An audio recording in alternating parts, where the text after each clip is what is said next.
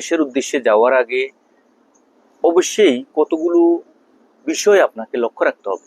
ভাই, আপনি জমা দেন, জমা দিচ্ছেন, আপনার টাকা আছে, আপনি কষ্ট করে যাচ্ছেন, চাচ্ছেন যে ইউরোপের যে কোনো একটা দেশে প্রবেশ করার জন্য।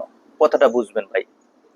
এখন আপনি মনে করেন যে আমরা রোমানিয়ার জন্য আবেদন করছেন, সার্বিয়ার জন্য আবেদন করছেন, সেনজেনের ভিতরে আরো অন্যান্য যে সমস্ত দেশ আছে, যে কোনো দেশ।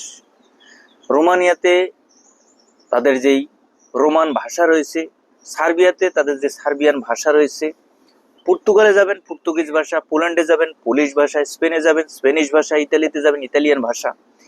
তবে এক এক দেশের ক্ষেত্রে এই যে দেখেন যে ছড়িয়ে ছিটিয়ে যে দেশগুলো রয়েছে, প্রত্যেকটা দেশের ক্ষেত্রে কিন্তু তাদের ভাষাগত বিভিন্ন ধরনের ভিন্নতা রয়েছে, যা কিনা আমরা একজন সাধারণ বাংলাদেশি হিসাবে আমরা যখন একটা দেশের ভিসা পাই, সে দেশে যাওয়ার পর সচরাচর আপনি সেখানে গেলে দেখবেন যে ভাষাগত একটা জটিলতার মাঝে আপনি পড়ে গেছেন, যে আমি যে এই দেশে আসছি আসলে সেই দেশের ভাষাটা তো আমি জানি না, বা আমি যে কমিউনিকেশন করব রাস্তাঘাটে চলতে ফিরতে যে কোনো জায়গায়, আপনি দেখবেন যে আপনার টোটাল মিলে যদি টুকটাক ইংরেজি কেউ বলে সেটা কিন্তু আমরা বুঝি, যে কিছু না কিছু হলো বুঝি। কিন্তু আপনি যখন একটা দেশের আঞ্চলিক ভাবে সেখানে আপনি পৌঁছবেন এবং সেখানে গিয়ে আপনি যদি তাদের সাথে কমিউনিকেশন করতে না পারেন তাদের ভাষাগত দিক থেকে, তাহলে কিন্তু বিশাল একটা সমস্যার সৃষ্টি হয়ে যাচ্ছে।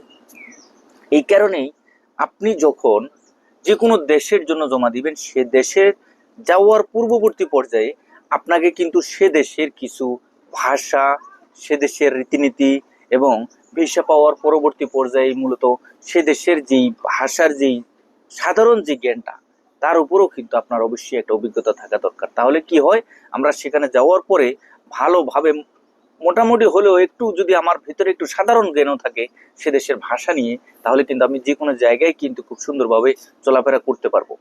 আশা করি এই বিষয়গুলোর প্রতি আপনাদের লক্ষ্য রাখতে হবে। ধন্যবাদ।